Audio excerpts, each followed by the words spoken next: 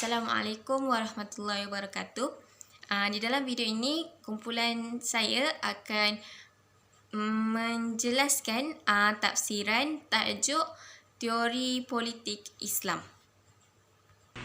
Teori politik dalam Islam, beberapa penyelidik terus menyangkal bahawa teori politik Islam dengan pelancaran teori tersebut menyerahkan nama banyak peraturan perguruan yang disusun pelbagai molekul, teori harta tanah dan teori kebiasaan dan teori kesihatan dan tidak sah dan teori kes dan teori lain. Kami tidak bersama para penyelidik tersebut, sebaliknya kami melihat bahawa Islam mempunyai teori politik yang merupakan sebahagian daripada sistem Islam. Maksud saya, dalam teori politik, sekumpulan peraturan politik umum yang dipatuhi oleh negara dalam politik negara. Islam telah menetapkan politik dalam hal-hal yang tidak jelas dan juga jelas dan telah memerintahkan umat Islam untuk mereka mematuhi dalam semua urusan dalaman dan juga luaran. Dalam konsep Islam umum, iaitu dalam kerangka Islam yang terbentuk, yang pertama iaitu beriman kepada Allah Subhanahu Wa Taala yang telah menciptakan alam semesta, manusia dan juga kehidupan, menguruskan urusan, bertindak dalam urusan urusannya dan juga penciptaan secara gerakan estetik, kekal, berubah bentuk, berkembang dan juga perubahan bayang-bayangnya. Apa yang dijadikan ke atas mereka ini sifat dan kemampuan sistem yang unik, yang terpadu ataupun kita panggil tersusun dan dinamakan sebagai sifat alam semula jadi dan juga susunan ini telah membantu mereka dan semuanya adalah sama kecuali mukjizat Nabi ataupun perkara yang menyalahi alam. Ingatlah hari kami menggulung langit seperti menggulung lembaran surat catatan, sebagaimana kami mulakan wujudnya suatu kejadian, kami ulangi wujudnya lagi sebagai satu janji yang ditangguh oleh kami, sesungguhnya kami tetap melaksanakannya. Surah Al-Anbiya ayat 104. Juga firman Allah dalam surah Ibrahim ayat 48, ingatlah masa hari bumi ini diganti dengan yang lainnya, demikian juga langit dan manusia semuanya keluar berhimpun menghadap Allah yang Maha Esa lagi Maha Kuasa. Dan alam semula jadi ini bukan dengan yang sama dan bukan dengan buatan manusia. Itu adalah ciptaan Tuhan dan tidak berkesan di alam semesta, tidak memisahkannya, tetapi ia adalah sebahagian daripadanya. Senarai bahan paparannya atau watak seperti yang dijelaskan, tidak dapat kita bayangkan alam tanpanya. Dan anda tidak boleh mempengaruhi makhluk itu atau pergerakan dalam pertumbuhan dan pembangunan. Sebaliknya, itu adalah sistem pasifnya, perintah lisannya tentang Tuhan yang Maha Tinggi, yang Maha Mulia. Kerangka Islam adalah bahawa Tuhan pencipta bersatu yang tiada pasangan. Katakanlah Tuhan itu satu. Allah tidak ada Tuhan melainkan Dia, pencipta langit dan bumi. Dan bahawa indah lebih baik dan kaya sahaja, yang Maha Kuasa. Wahai manusia, ingatlah rahmat Allah. Kamu berkata, adakah pencipta selain Tuhan memberi kamu rezeki dari langit dan bumi? Tidak ada Tuhan melainkan Dia, kerana kamu akan dipilihkannya. Dan yang Maha Kuasa mengutus para nabi dan utusan, membawa pesan dari Tuhan kepada manusia. Dan mereka akan menagihnya dengan mengikuti ketentuan dan pendidikan yang menjamin hidupnya bahagia di dunia dan sebagai pahala akhirat untuk melakukan kebaikan yang disukainya di dunia. Dan dia berkata, kami telah mengutus utusan ke setiap bangsa bahawa mereka menyembah Tuhan dan menghindari kezaliman. Sebilangan dari mereka adalah orang-orang yang telah memberi petunjuk kepada Tuhan, dan ada di antara mereka yang benar-benar melakukan kesalahan itu. Okay, jadi insyaAllah saya akan menjelaskan mengenai tafsiran di muka surat 32, perenggan yang kedua, yang bermaksud dan dia iaitu Allah, yakni Allah mengirim Muhammad sebuah pesan, iaitu Islam dan kitab, iaitu Al-Quran, yang untuk menunjukkan jalan dan menunjukkan ajaran-ajaran kebaikan dan ketentuan yang berlaku kepada semua umat manusia, yang merupakan pendekatan hidup yang bersepadu untuk menjamin kebahagiaan negara dan masyarakat Islam. dan merupakan individu dan pemberian kemampuan manusia untuk membezakan antara yang baik dan yang jahat, dan untuk membuat ketentuan untuk semua yang menemui isu, fakta dan masalah dalam perjalanan manusia sehingga Tuhan mewarisi bumi yang ada di atasnya. Okey, jadi kita pergi ke perenggan yang ketiga pula.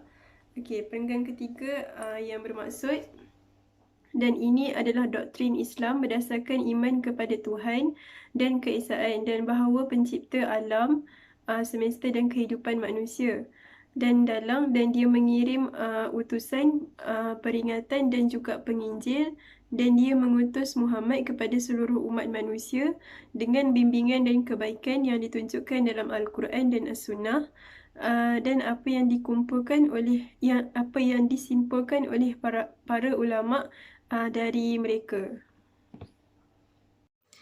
Bismillahirrahmanirrahim, dan saya akan menjelaskan tafsiran perenggan terakhir di dalam teori politik Islam ini, yang bermaksud dalam kerangka ini atau dalam skop ini, teori politik ditentukan dalam unsur-unsur dan asas-asas dan ciri-ciri Islam.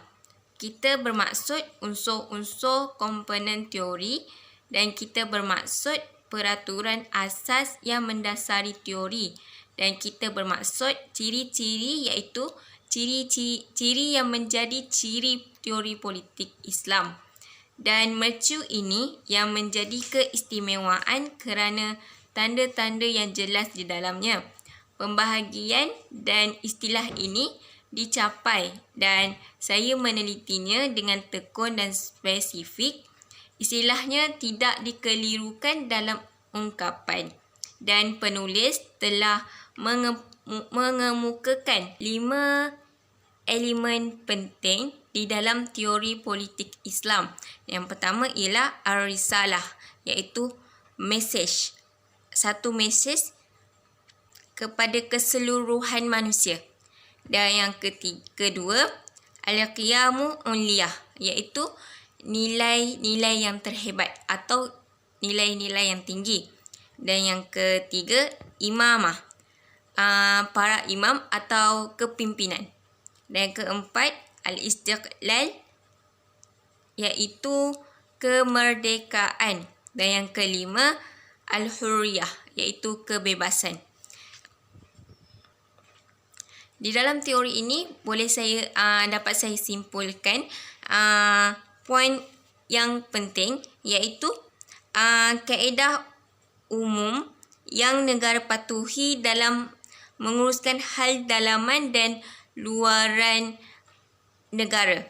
Dan yang kedua, teori Islam ini telah Allah yang cipta.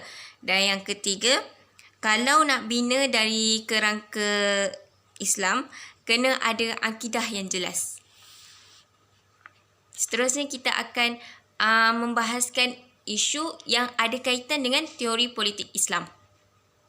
Isu yang terlibat ialah isu hudud di Malaysia. Hudud ni dia termasuk dalam politik Islam kerana dia berkaitan dengan undang-undang. Okey, seperti mana kita tahu, undang-undang ni boleh dipinda oleh pemimpin saja. Rakyat tak boleh pinda, tapi rakyat boleh pilih pemimpin yang untuk memimpin dia orang lah. Jadi, dekat Malaysia ni ada badan perundangan dan juga badan eksekutif yang akan menggubal undang-undang. Jadi, undang-undang di Malaysia ni mesti tertakluk kepada Perlembagaan Persekutuan kerana Perlembagaan Persekutuan merupakan undang-undang tertinggi di Malaysia, iaitu dalam rukun negara sendiri yang ketiga, keluhuran perlembagaan. Tapi, Perlembagaan Persekutuan tidak pernah menolak untuk mengguna pakai perkara yang berkaitan dengan Islam. Tetapi kebanyakan undang-undang dalam Perlembagaan Persekutuan adalah undang-undang yang telah diasaskan oleh Barat. Okey, kita beralih kepada kes yang seterusnya, iaitu kes Cik Umar Cik Soh. Okey, yang berlaku pada tahun 1988. Katanya, kata Cik Umar Cik Soh ni, Malaysia ni adalah sebuah negara sekular. Okey, apa maksud negara sekular? Negara sekular adalah suatu konsep sekularisme di mana sebuah negara bertujuan menjadi secara rasmi neutral dengan hal agama, tidak menyokong sama ada agama atau menentang agama. Okey, sebuah negara sekular juga mendakwa melayan semua warganya sama tanpa mengira agama dan mendakwa mencegah layanan kelebihsukaan untuk seorang warga dari suatu agama tanpa agama khusus ke atas agama lain ataupun tanpa agama. Okey, negara-negara sekular ni dia adalah negara yang tak mempunyai agama rasmi atau yang sama, walaupun ketidakhadiran sebuah agama rasmi tidak meyakinkan bahawa sebuah negara adalah sekular. Okey,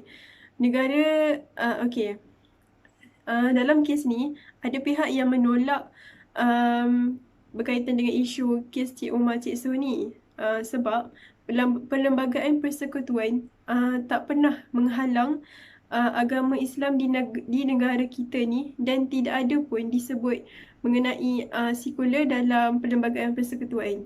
Okey, tambahan pula dalam perlembagaan persekutuan perkara 3 ada mengatakan bahawa agama bagi persekutuan ialah agama Islam. Maksudnya agama rasmi di Malaysia ni adalah agama Islam. Okey, jadi tapi agama lain pun boleh diamalkan. Tidak ada yang menolak, tidak ada yang kata tak boleh nak memeluk agama lain. Tapi sekiranya ada mana-mana kumpulan ataupun individu yang menentang ataupun memburukkan agama Islam dengan apa-apa aktiviti ataupun tindakan, memang akan diambil tindakan sebab dia macam memburukkan, menentang agama tu. Okey. Dalam perkara 12.2 membenarkan kerajaan membelanjakan duit negara bagi pembangunan umat Islam. Okey, ini menunjukkan agama Islam diberi keistimewaan daripada agama-agama lain. Okey, jadi hujah yang menolak hudud sebagai negara Jadi hujah yang menolak hudud sebab negara sekular bukanlah hujah yang kukuh. Sekarang kita pergi kepada Mahkamah Syariah. PP tidak menyekat Dewan Undangan Negeri daripada menggubal undang-undang Dewan Undangan Negeri, tetapi ada hak-hak dalam penggubalan undang di negeri iaitu sukar Dewan Undangan Negeri hendak membuat sebab tertakluk kepada butiran 1 Senarai Negeri Jadual ke-9 yang meletakkan 3 syarat. 1. Dalam kes melibatkan kesalahan berkaitan perintah agama Islam, Mahkamah Syariah hanya mempunyai kuasa ke atas orang Islam sahaja. 2. Mahkamah Syariah mempunyai bidang kuasa kepada perkara yang tidak ada dalam senarai persekutuan. 3. Perlembagaan membenarkan Parlimen untuk menggubal undang-undang berkaitan bidang kuasa Mahkamah Syariah. Jadi kalau Malaysia nak buat hudud, kena dapatkan kelulusan daripada Parlimen sebab Parlimen dah diberi kuasa untuk gubal undang-undang di Malaysia. Dan ada negeri yang dah rangka untuk buat hudud kat negeri masing-masing. Contohnya Kelantan. Dia pernah membentangkan hudud tapi tak diluluskan oleh Parlimen.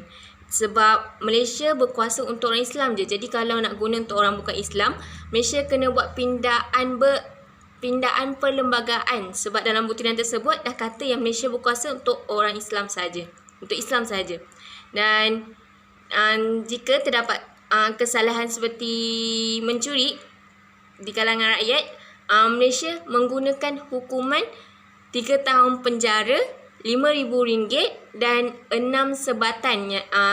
Hukuman ini telah digubal oleh Parlimen dalam Akta Mahkamah Syariah 1965 dan dipinda tahun 1984. Kesimpulan yang boleh kami bagi berdasarkan isu hudud yang kami ulas ialah kita tahu bahawa undang-undang yang ada di negara Malaysia ni adalah akan tertakluk kepada Perlembagaan Persekutuan, dan Perlembagaan Persekutuan tu adalah undang-undang tertinggi di Malaysia iaitu dalam rukun ketiga keluhuran perlembagaan. Jadi hanya pemimpin je yang ada hak untuk menggubal balik undang-undang ni, iaitu dengan suara majoriti daripada Dewan Rakyat, Dewan Negara dan juga diperkenan oleh Majlis Raja-Raja. Jadi pemimpin ada hak yang besar dan ada kuasa dalam menggubal perlembagaan persekutuan untuk kita masukkan balik hudud, iaitu hukum-hukum yang telah ditetapkan oleh Allah di dalam Al-Quran. Jadi kita sebagai rakyat, kita tidak mampu untuk menggubal undang-undang tu. Jadi kita hanya mampu untuk memilih pemimpin yang layak, yang boleh memimpin kita dan boleh melaksanakan hudud di Malaysia ni, sebab negara kita pun menggunakan sistem demokrasi. Jadi kita ketika pemilihan pemimpin tu, kita boleh ambil peluang untuk mengundi pemimpin yang layak dan dapat melaksanakan hudud di Malaysia. Sekian sahaja daripada kumpulan kami. Terima kasih.